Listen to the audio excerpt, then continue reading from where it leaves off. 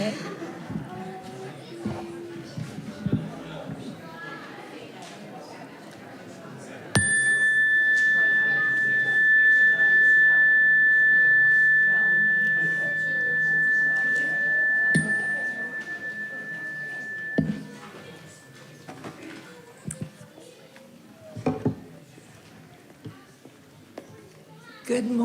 Good morning, and happy Easter. Happy springtime. However you celebrate, we're so happy to have you with us today. Here we are, the Unitarian Universalist Congregation of Columbia. My name is Rebecca Drennan. I'll be your service leader today, and as you know, our minister is Stephen Robinson.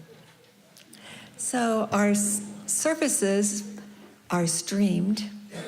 They're on YouTube and Zoom.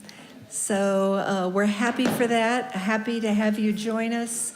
But nothing can equal the hugs that come here.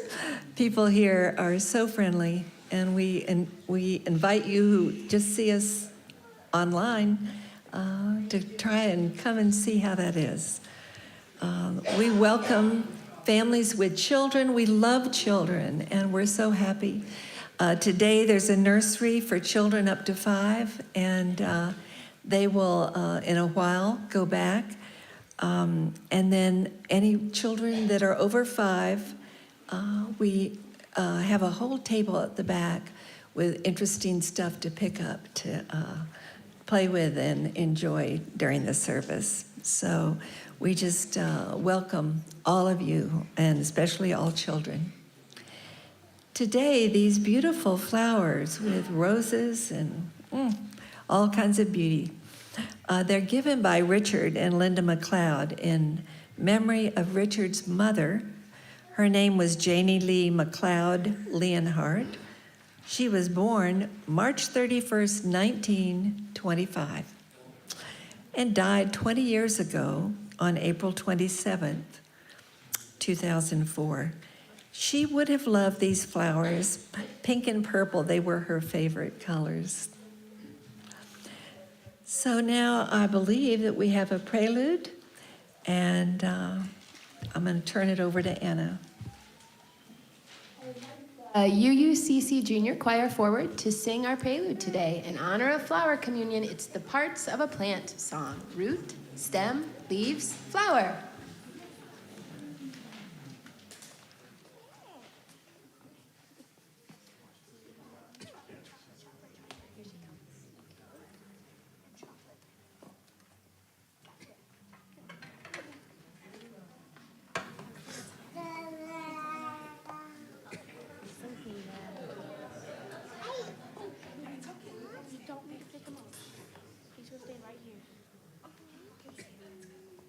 Ready?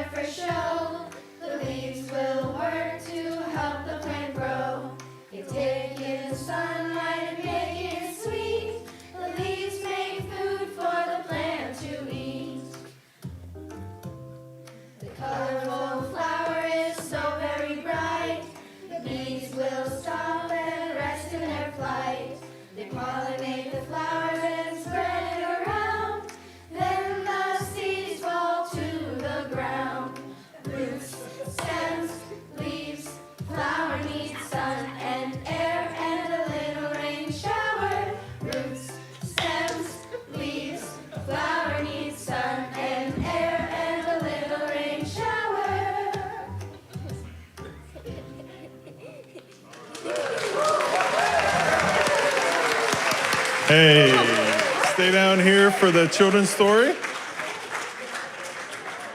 Weren't they awesome? All right. Since all the kids are down here, we're going to go ahead and do the story for all ages. And I know the kids from the nursery are coming, so here they come. So make room for everybody.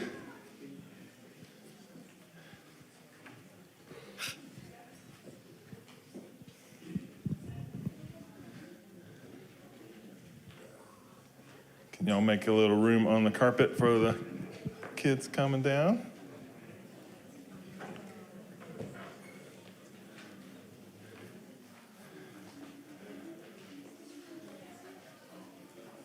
Very cool.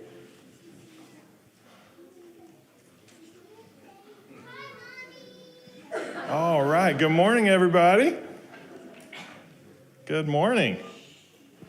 So today we have a very special service that we're doing. It's called something communion. Does anybody know? What was that? Sour, what?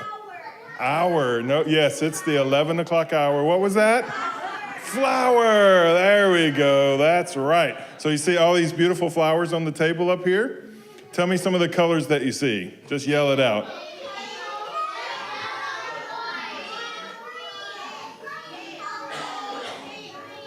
All right, I think we covered them all. Did anybody say green?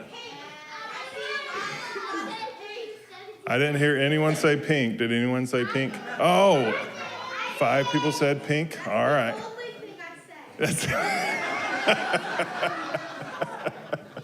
Very cool. Well, this is our flower communion, and this is the way that we celebrate this time of year of all the winter being behind us, right? All the cold days, hopefully, behind us for the most part. Winter, everything goes away. There's not that many flowers that you can see, but all of a sudden at springtime, what happens? Flowers start blooming. So this is also Easter Sunday. So if you have friends that are in the Christian church, then they are celebrating Easter today and stories about Jesus' resurrection. For us here at the UUCC, we celebrate with these beautiful flowers because they're also a symbol of the earth coming back to life and our hope and all this beauty. You know what? All those flowers are exactly the same, aren't they? Do y'all see? No? Does anybody know the names of those flowers? Azaleas, tulips, roses. Yep. Roses. Oh. All right. Anything else that you see? Daisies. All right. So, all these different flowers are so beautiful because they're so different. And so what we're going to do a little bit later in the service is different people in the church brought these flowers as they came today. So you'll have a chance in the service to come up later and take one of these beautiful flowers home with you. So parents, if you're out there, well, of course you're out there. I dropped off my kids and I left. So if you're getting lunch, parents at the restaurant right now. So when we start the consecration of the flowers, this is the opportunity for the kids to take part in the service too, to come down and get a flower as well. And they're even going to bring the children from the nursery back there out to be a part of that service as well. It'll be at the very end. And then after the service, as soon as we wrap up, we're going to go outside on the playground area and the field and have an Easter egg hunt. So a lot of fun today. So.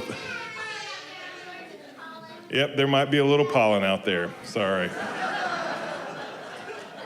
Stick with me. I'm wearing a white shirt. I'm trying to avoid it, so probably not going to work. But there will be a little bit of pollen out there. But we have a new playground and a new playground area thanks to a lot of people, Bill and CJ, and a lot of volunteers yesterday. So thank you all for coming down. We'll see you a little bit later in the service, okay?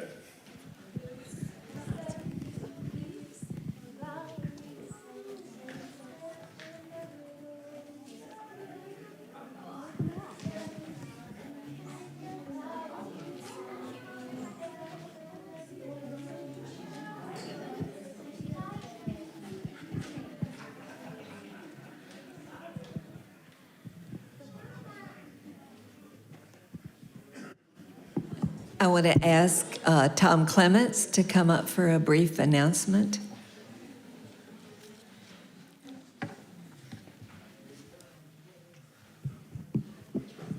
Good morning, everyone. Good to see a good crowd here.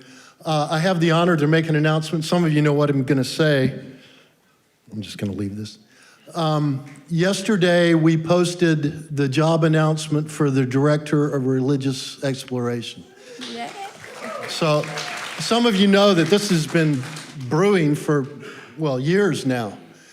During COVID, there was a setback in some sense. So we finally have moved through to the point of hiring. There was a committee, ad hoc committee of the board consisting of Regina Moody, Jenny Verne, and Nancy Shillington Perez, along with the help of the Children and Youth, let's space out on what, Religious Exploration Committee, Jonathan White and Bethany Storlazzi, and also with the help of Melody Smith of the Personnel Committee. We finalized the job description. It was posted on the website yesterday. So please go to the website or UUCC Facebook page. You can see the job notice. Send it to anybody you might know that could be interested, particularly if they live here. It's a half-time job. We're posting it at various other places, so the word is getting out, but we're quite excited this is happening. The next step is we'll set up a hiring committee to review the applicants, and hopefully, we'll have a good candidate in place come summertime. So thank you very much. Thank you, Tom. What wonderful, wonderful news. And thank you for all the work that Personnel Committee has done to get this ready. I want to now invite all of you to rise in body or in spirit and join me in the Congregational Covenant. And it's written in the order of service. Love is the doctrine of this congregation. The quest for truth is its sacrament, and service is its prayer. To dwell together in peace, to seek knowledge and freedom, to serve others in community. Thus do we covenant with one another. Thank you. You may be seated.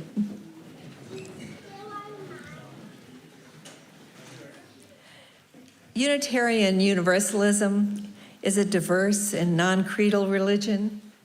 Our community is based on deeds, not creeds. We're a covenantal religion, which means that we don't have to believe the same in order to treat each other the same, with respect, equity, compassion, and dignity. We side with love, embracing and welcoming all people. Our board members and committee chairs welcome your questions and comments.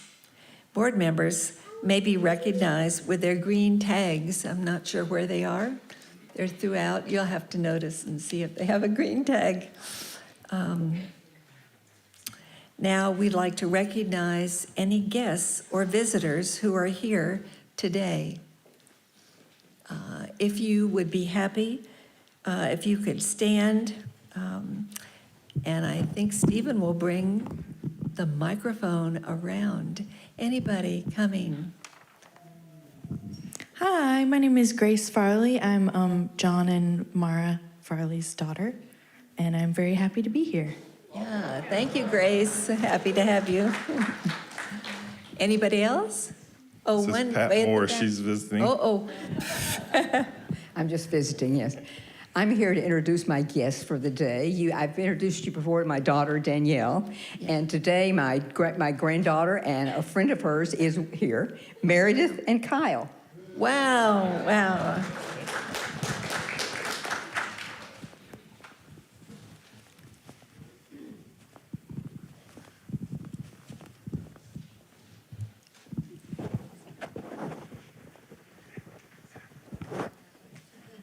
Good morning. I'm Leslie McGee. This is my wife, Sean Steiner, and our son, August, I actually don't know where he is. He's,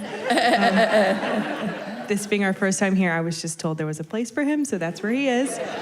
We're very excited to be here. Thank you for the welcome. Oh, we're happy to have you here. I hope afterward if you're in the social hall, you will find Grace and Meredith and Kyle. And I'm hoping Leslie and Sean will find their child. Oh, dear.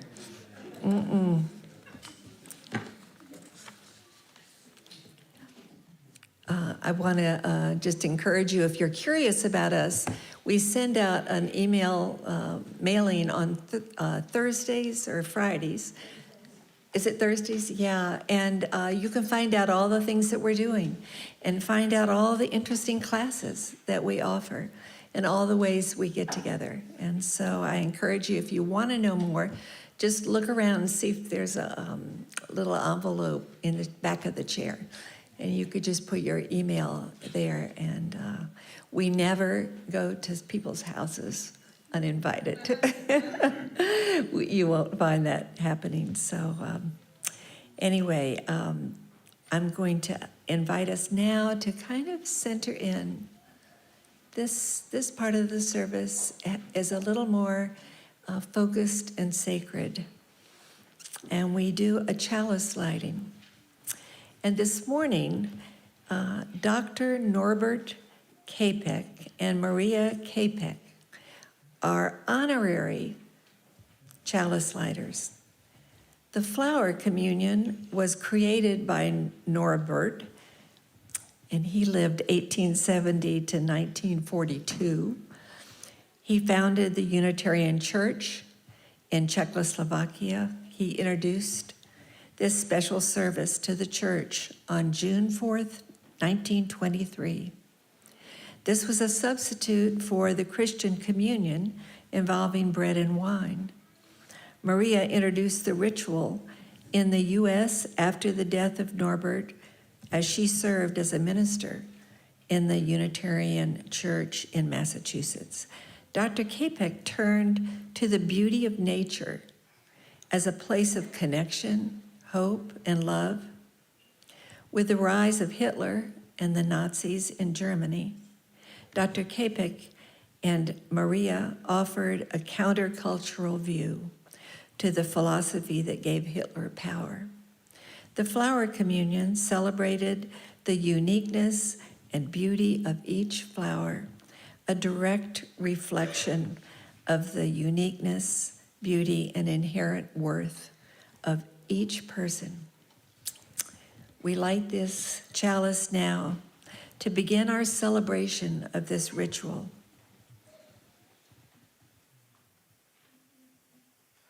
Spirit of light and life, come to us.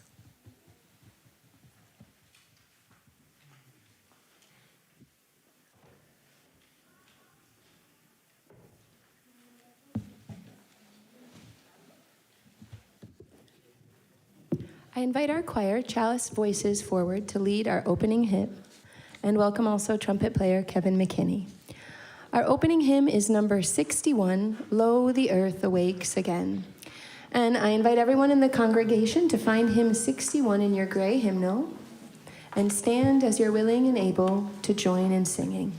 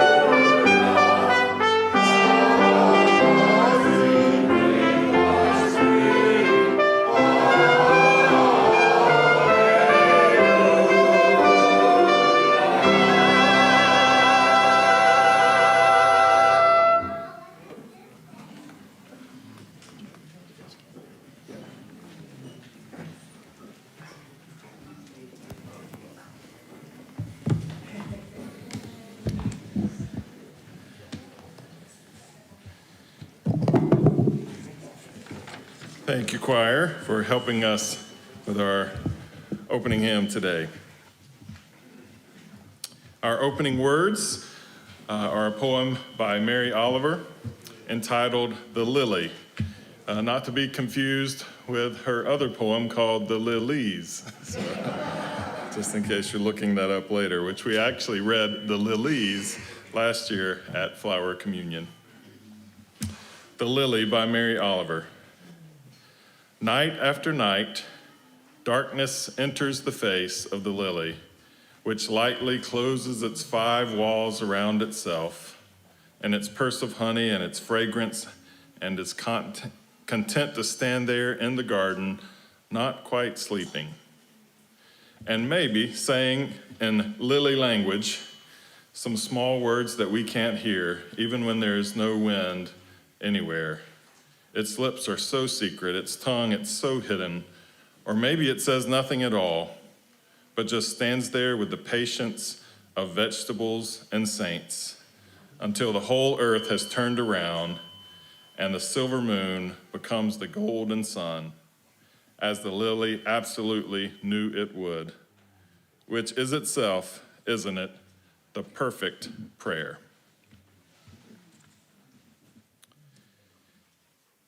At this time in our service, we light candles of community, opportunities for anyone who is gathered here to share a joy or a concern in this place. We always have candles in the foyer out there that you can take to participate in this part of the service. So if you have a candle this morning and would like to share, we invite you to come, briefly share your joy or concern with us, and place your candle here.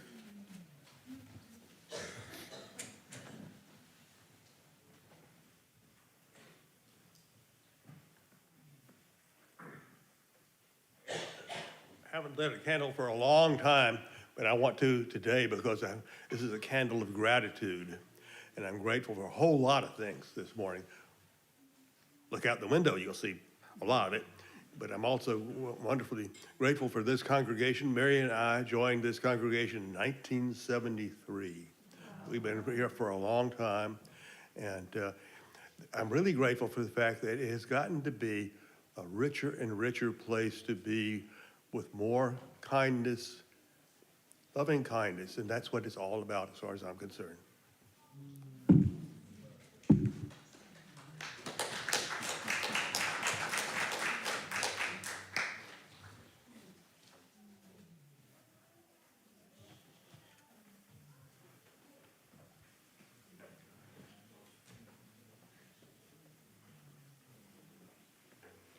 I'm Linda McLeod, and on this beautiful day, it seems like I shouldn't be lighting a candle of concern, but I am.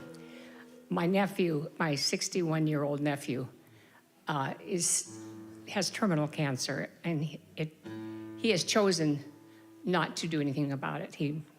That's his choice. So we are losing him. He's my brother's oldest boy. His name? Oh, his name, Glenn Bonney.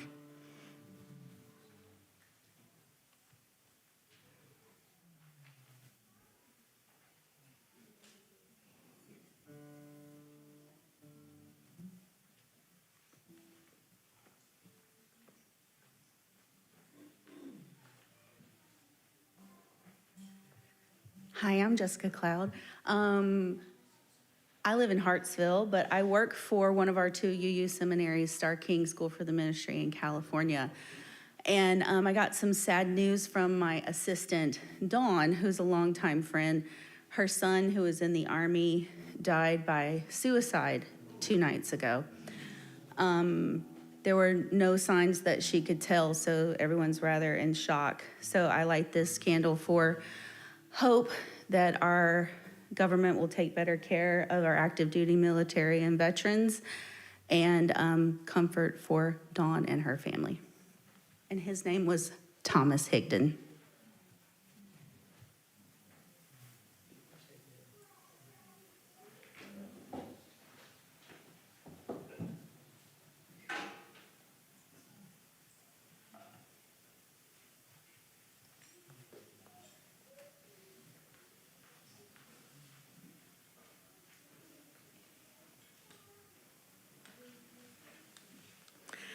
Last week I stood here and told you about several concerns, but one was my throat, that I had surgery Monday morning. Well, it turns out the surgery is actually, it happened, but not the way it was planned. They took biopsies instead, and so now I don't know what's going to happen, and I won't know for several more weeks. So my candle is a concern that keeps on going, but my candle is also the joy of being a part of this congregation and feeling all the love and support over the last week and going forward. Thank you.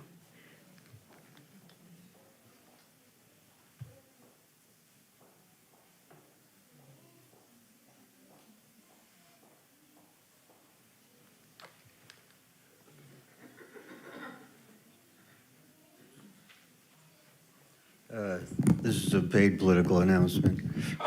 First, so the forum today, which had a small crowd, the topic was happiness. So all of you who didn't come missed your opportunity for happiness. Sorry. So I was going to get a candle, but then I forgot because next week's topic is going to be memory, and yeah, we went to a course on memory, and I read a whole book on the Alzheimer's solution, which was very good. So I kind of hope some of you come, so those of you who missed out on happiness can at least now have a chance to improve your memory. So, and I went to get a candle, but I forgot. So. Yeah.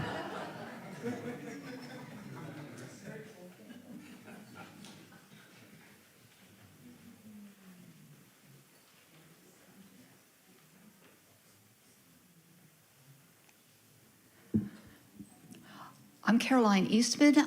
This is a candle of remembrance. 56 years ago today, March 31st, Robin Carter and I were married in a Unitarian ceremony in a borrowed Episcopalian church with a minister my parents arranged to come in because not only didn't we have a building, we didn't have a minister. So we're very fortunate here to have both. And that was the Reverend Lester Mondale, Walter Mondale's brother. We had decided to get married over our spring break, and my sister gave me a choice of 2 dates, March 31st or April 1st. We picked March 31st. In retrospect, April 1st might have been a better choice.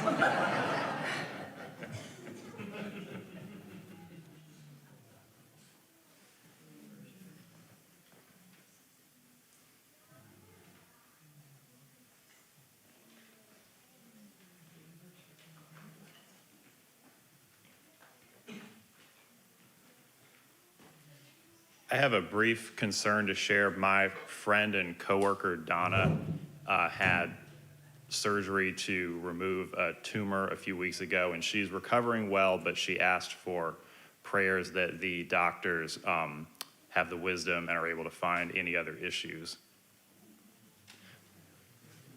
Also, I want to brag on his behalf that he was able to meet Garrison Keeler in person yesterday. So cool. I know it's kind of a mismatch of things. I saw him twice last week, once in Greenville and once in Newberry on Friday, and he came out after the show and talked with people. It was really cool. No candle. Virtual candle.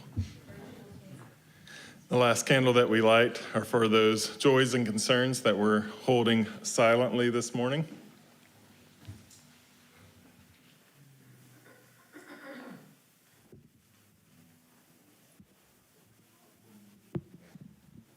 I invite you to take a few deep breaths and think about all that you've heard, connect to all the concerns that you've heard, but also the joy as well.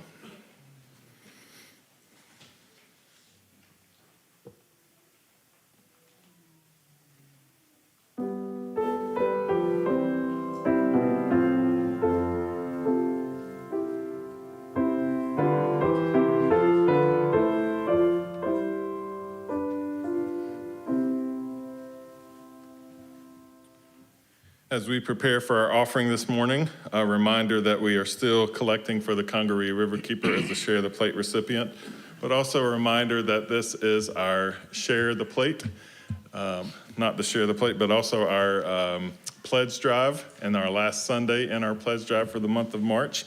And we are doing really well on this pledge drive, but each week, each Sunday, we have a This I Value speaker, which talks about what they value from the UUCC. And I'm so excited to welcome Wyatt, who is our This I Value speaker today. You can come up here, Wyatt.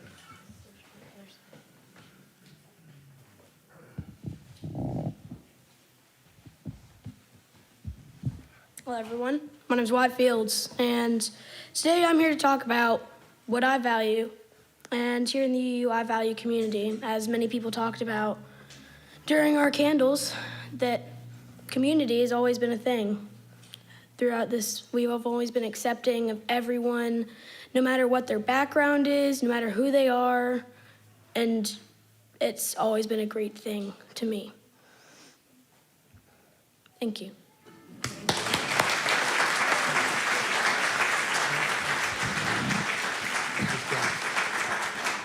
Thank you, Wyatt. Great job. This time I invite our ushers to come and receive our morning offering. Our offertory music will feature J.P. Flood singing John Denver's Garden Song. We got a lot of people here, so I'm going to ask a little bit of help, and so chime in wherever you want. But this is a song I've been singing for about 40 years, I think.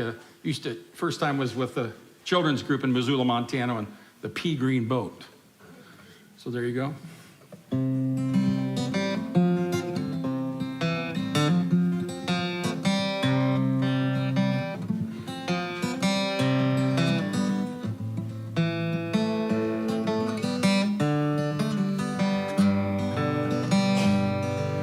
Inch by inch and row by row, I'm gonna make this garden grow.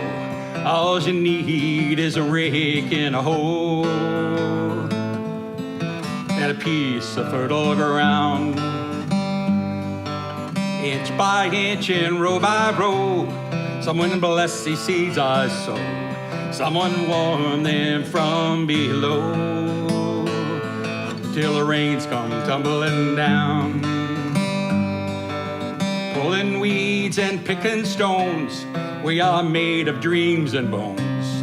All you need to call your own, for the time is near at hand. Well, grain and sun and rain, found my way through nature's chain, tune my body to my brain, to the music of the land. You can help me on this one. Well, inch by inch and row by row, I'm gonna make this garden grow. All you need is a rake and a hoe and a piece of fertile ground. Well, inch by inch and row by row, someone bless these seeds I sow. Someone warm them from below till the rains come tumbling down. Well, plant your rows straight and long, temper them with prayer and song.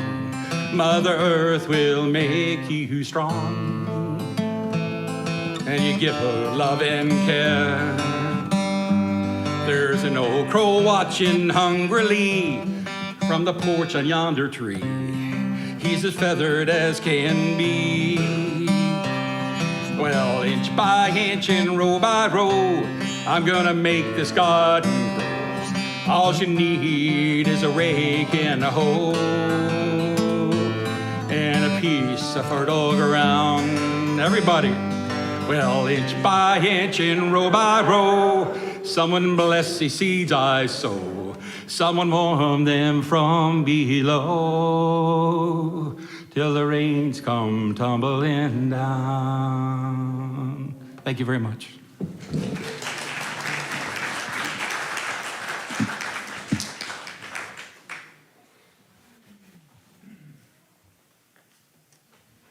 receive our offering today, symbol of our commitment to our good work.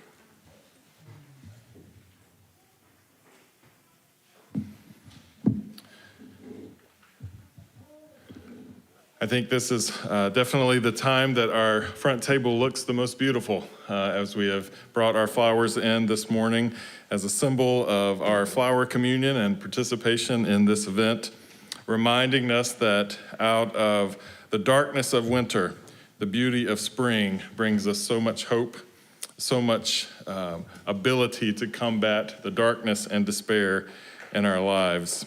As Rebecca reminded us, it was out of the darkness of Nazi Germany and the devaluing of human life that resulted in horrific genocide emerged Dr. Chapek.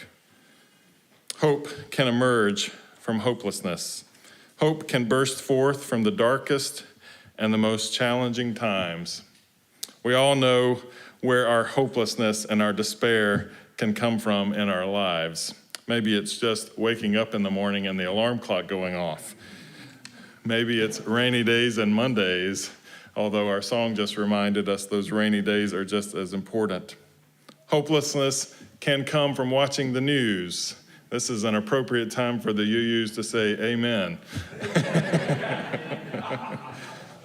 Maybe your hopelessness lies in watching your stock market.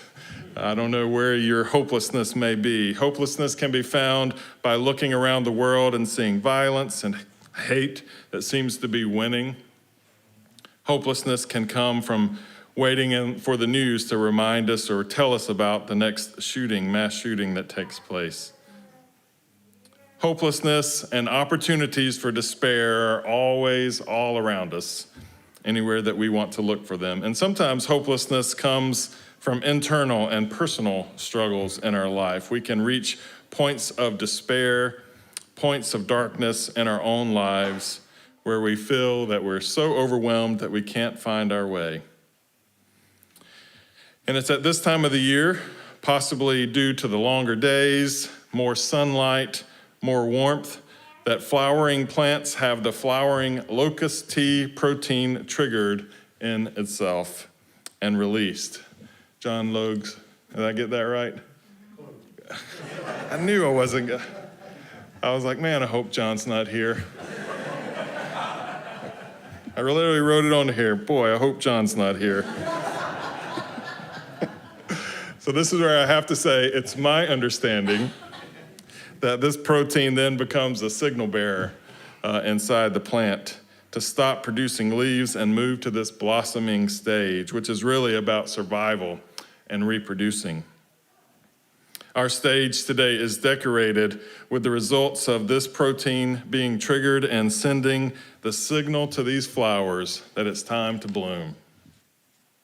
So as you and I experience the earth awakening from winter slumber and coming back to life, we have to appreciate and take in the energy of the green images of life and the colorful images of blossoming all around us. And when we find ourselves at the points of despair, we have to be aware and stay connected to what triggers flowering locust tea protein within ourselves as well, or whatever it is that John will correct me with later. Maybe you look to God, images of a deity, stories of God, and from those stories, like the story of Easter, comes your triggering of something to fight despair and bloom. Maybe, as some of you have named this morning, that hope gets triggered by communities of connection like this. And when you feel alone, Sunday rolls around and you remember, I'm a part of a community where I feel connected, where I feel loved, where I feel valued. For some, it may be science itself that connects us, or humanity that connects us. But we have to learn in our times of despair, what is it in our lives that triggers that sense of hope to fight the despair that can come in. We are all susceptible to despair. We are all susceptible to hopelessness.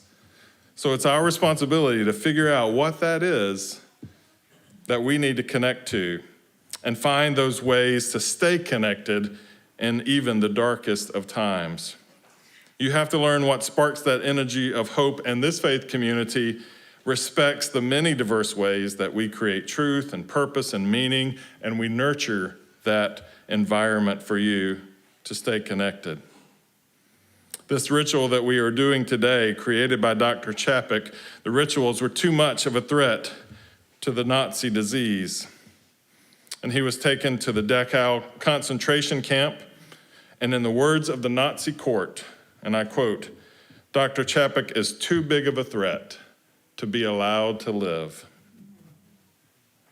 This beautiful, unique man suffered a cruel and ugly death in the Dachau concentration camp in southern Germany. But as we will read from his last day before his death journal entry, he did not lose his connection to his sense of hope and his sense of beauty that caused him to create this ritual to begin with. And his spirit lives on year after year as we set aside Easter as a day for this flower communion. We're allowed to pause and to see and smell and touch the beauty of flowers. We feel our deep connection to this web of existence all around us, and we celebrate the uniqueness, beauty, and worth of each flower, as well as the uniqueness, beauty, and worth of each person that is here.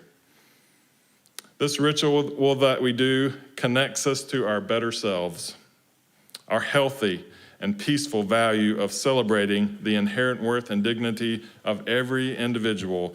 We literally inject health into our culture, the health of our love, and hoping for a day when we can achieve herd immunity against the disease of systematic oppression of people based on their race, their culture, their gender, or their sexuality.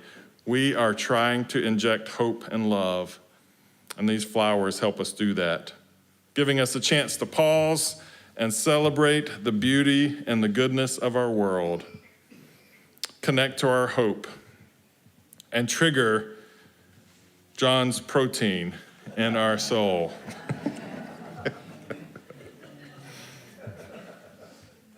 It's tough having a botanist sitting to your left when you're trying to talk about these things. So I invite us to the flower communion. The children are going to join us here. This is a day where the sermon doesn't come with words, but it comes through your senses. It comes with the chance to see, to touch, to smell the beauty of these flowers. Our children are going to come from the nursery, and so parents, if you have a child that's back there, you're welcome to go ahead and get them prepared to participate in this beautiful ritual of flower communion. And as they're getting lined up and ready to go, this communion that we're about to celebrate originated by Dr. Chapek in 1923. He was also the founder of the modern Unitarian movement in Czechoslovakia.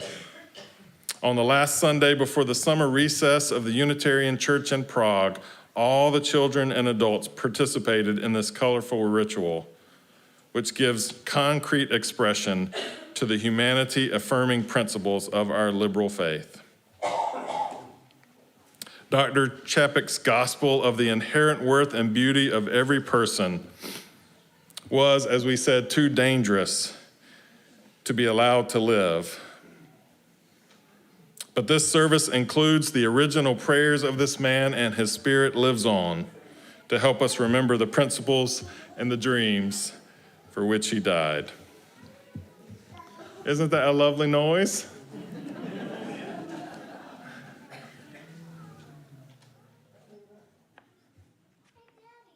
Hey. We'll give everybody a chance to get ready for our flower communion. In just a few minutes, everybody will have an opportunity to come up and get a flower that you can take back to you at your seat. And we have enough flowers for everyone, so if you didn't bring one, you're more than welcome. The goal in the flower communion is to leave with a different flower than you brought. So we have plenty of flowers up here for everyone to take part. So here our consecration, and then after our consecration, I will invite you to come and partake in our flower communion. And these are the words from Dr. Chapek. Infinite Spirit of life, we ask your blessing on these, the messengers of fellowship and love. May they remind us amid diversities of knowledge, of gifts, to be one in desire and affection and devotion to your holy will. May they also remind us of the value of companionship, of doing and sharing alike. May we cherish friendship as one of the most precious gifts. And may we not let awareness of another's talents discourage us, or solely our relationship. But may we realize whatever we can do, great or small, the efforts of all are needed to do your work in our world. So it's time now for us to share in this flower communion. I ask each and every person that's here to take your turn coming up, form a line, and pick a flower, and take it back to your seat, and then we will do our prayer together.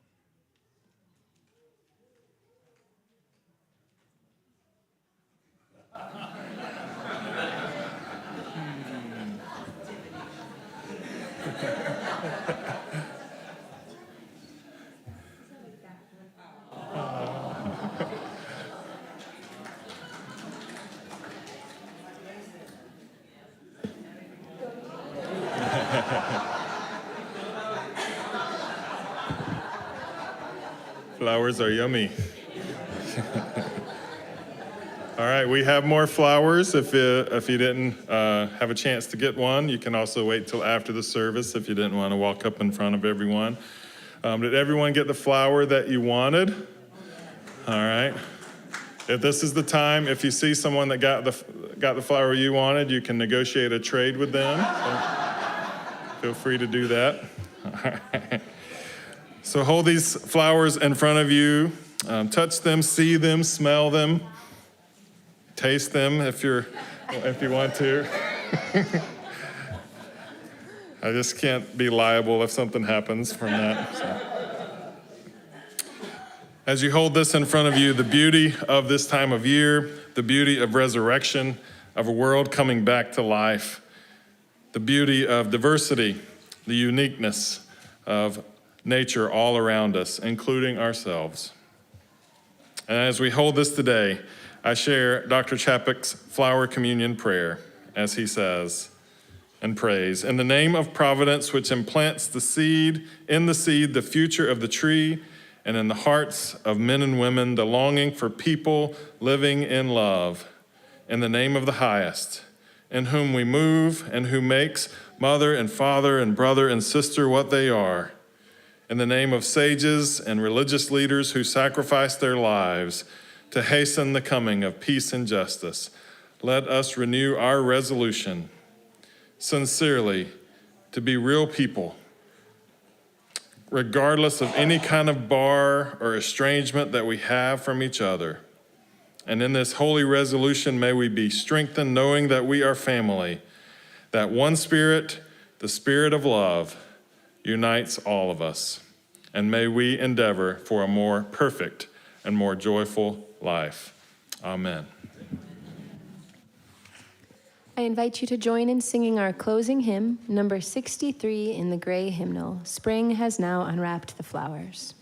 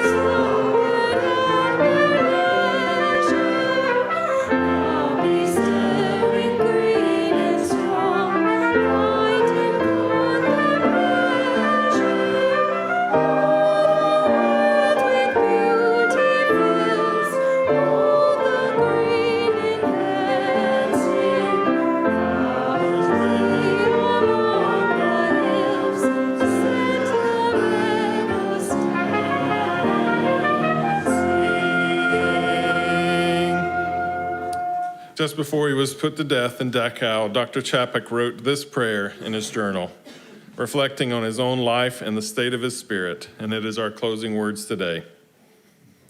It is worthwhile to live and fight courageously for sacred ideals. So, oh, blow ye evil winds into my body's fire, my soul you'll never unravel.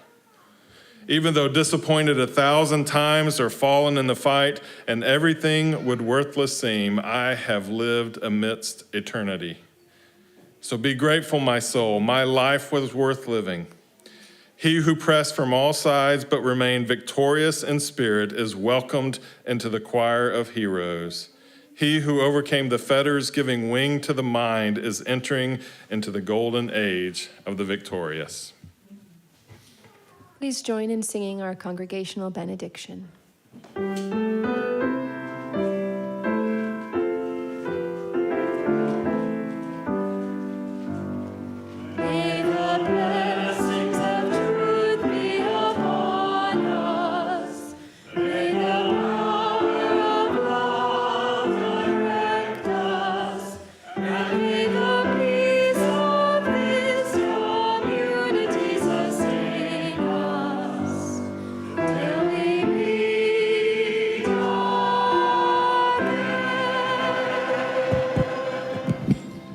I want to thank you all for being a part of the service today. And like I said, I do remind you that there are flowers up here. So if you want to make a trade or you didn't have a chance to get one, please do so after the service.